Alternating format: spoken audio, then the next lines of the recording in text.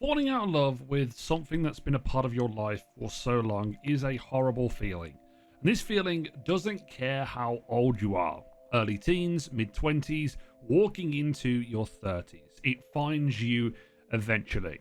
I burnt out and kind of fell out of love with gaming in the last couple of years, and it took me way too long to figure out why. As I scarily stepped into my 30s, I had to get honest with myself during this period of burnout, and I realized something.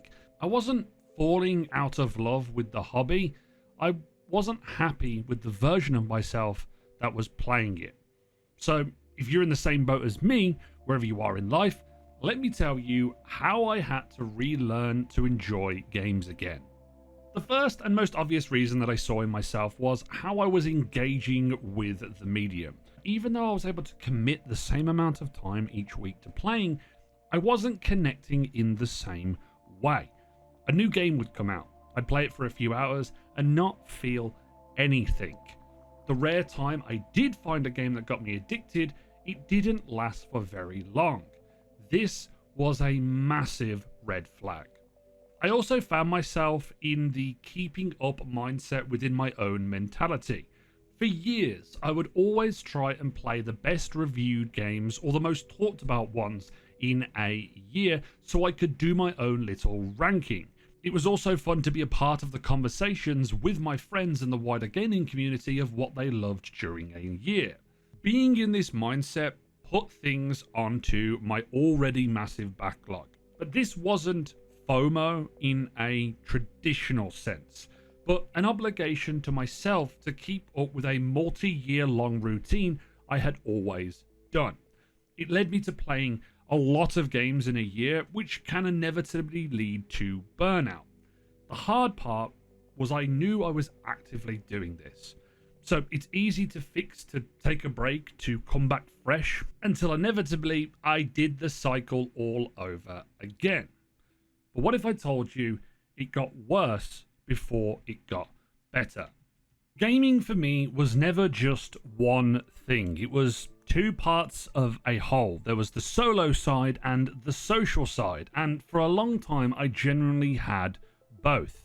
Over the years, I always had at least 4 or 5 people ready to play games and jump on anything. The one game that kept us all together was Destiny 2, but it naturally bled into everything else that we played. But just after COVID, when everybody was going back to work, there was always one less person online, and then another, and then another. Coupled with the decline of Destiny in recent years, you could see the pattern occurring. My friendship circle dwindled, and the once great amount of people I played with was reduced down to a small few. Sure, I can stick to single player games, but I can't lie. Whenever I see a 4-person co-op game be released or announced, I yearn to be able to play every day with a big group of friends. I do get it from time to time, but at the moment it's very rare and it's not the same as it used to be. Losing that group of people was only half of it. The other half was a little bit more personal. Due to my own self-imposed mindset of keeping up, I ended up playing more and more games than ever, but less of them were impacting me in the same way. The novelty wore off faster. I wasn't connecting with games the same way. I was just going through the motions. I was choosing games based off what I felt was expected of me to play, not what aligned with what I liked playing. The cycle of playing a new release, feeling underwhelmed or nothing at all sometimes, and then moving on, it chipped away at me very slowly. It also felt like the wait between games that I was excited about was getting longer and longer, and I was trying to fill that void with other things. Maybe this has always been the case and I've changed, but when I was younger, I don't think I noticed it as much because I was so invested in any game that looked cool. And look, most of this is on me. I got myself into this position, and at some point I had to ask myself, why am I not enjoying games the same? And more importantly, was it even the games? At some point in 2025, I stopped playing games as much. When I eventually started playing again, I gave myself one rule.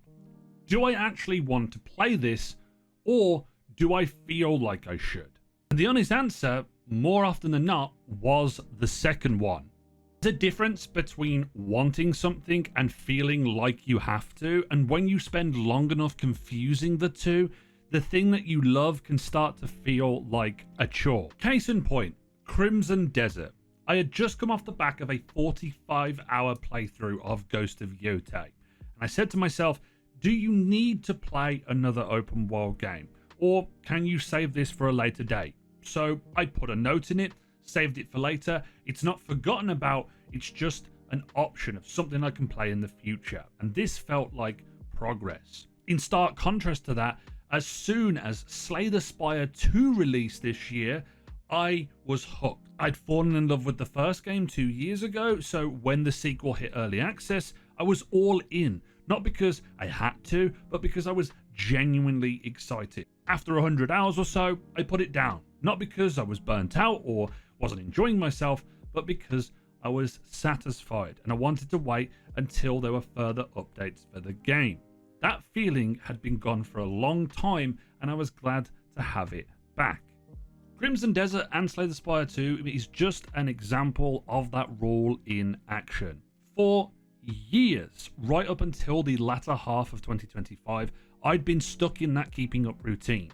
When I finally applied this rule instead, I realized that I hadn't always been playing games that were in my taste. But here's the thing. Taste isn't a fixed list, at least for me. It moves. The same game can be completely wrong for you in January and exactly what you need in April. It's not always about the genre or the length or even the reputation of the game. It's about whether it's the right thing at the right time. That's all the rule really was. Not a checklist, just a gut check. There's not an overwhelming feeling towards a game, a real pull towards it, then it's probably not for me in that moment. Not forever, just not right now. This shift in mindset and the break towards the back end of last year were so beneficial. It allowed me to reset my relationship with games. The funny thing is, I can abide by that rule in everything else that I do that I love that isn't to do with games. I'll spend 2 weeks obsessed with Star Wars, then I'll drift onto Warhammer 40k, then onto something else entirely. And then, without really planning it, I'm back to Star Wars again. It just orbits. Gaming, I realized, is exactly the same. You play a turn-based game for a fortnight, and then you want something faster. You play like an FPS, something completely different. And then 3 months later, you've played a lot of other games, and then you load up another turn-based game, and it feels brand new again. That loop continues. Resetting or rewiring my relationship helped me make peace with that. I don't have to play something the moment it drops. I might not be ready for it yet, but deep down, I know I'll want to. I'm just not forcing it anymore, which is quite freeing. It also turns out it's pretty great for both my wallet and my sanity for not playing everything all at once. Who knew? The other thing that I needed to deal with was my own growing cynicism. I had let it get really, really bad. Every delay, every layoff for developers, hyped games flopping, games overpromising and under-delivering. The swirl of negativity on social media is always ever present, so it was harder and harder to be as positive as I used to be. It left me jaded and exhausted a lot of the time, so I set myself a goal to bring down those levels of cynicism to a healthier level. I wanted to be happy about new game announcements and not miserable all the time, and also just happier in what I played. I achieved this partly by going back.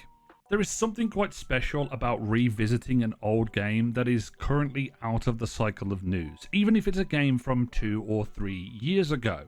There's no discourse, there's no reviews, you're effectively in your own bubble. It's you and the game you've either forgotten about, gone back for nostalgia purposes, or one that you are playing for the first time. Starting this channel was also a massive part of that reset for me, because it gave me a reason to go back with intention, to understand the story of a game's success, or to be curious at why a game is underappreciated. Playing a game from 2006 through the eyes of a 30-year-old Jimbo in 2026 is a completely different experience. You notice things, subtleties, design choices, stuff that a 16-year-old me completely glazed over or didn't understand. After doing this a couple of times now, I was able to reduce the level of cynicism that I had and appreciate both new and old games the same. I was able to appreciate new announcements and feel excited again. And in some ways, I kind of want to wait until a few months after the release of a new title so I can sit in that bubble that I mentioned, rather than being swept up with the launch discourse.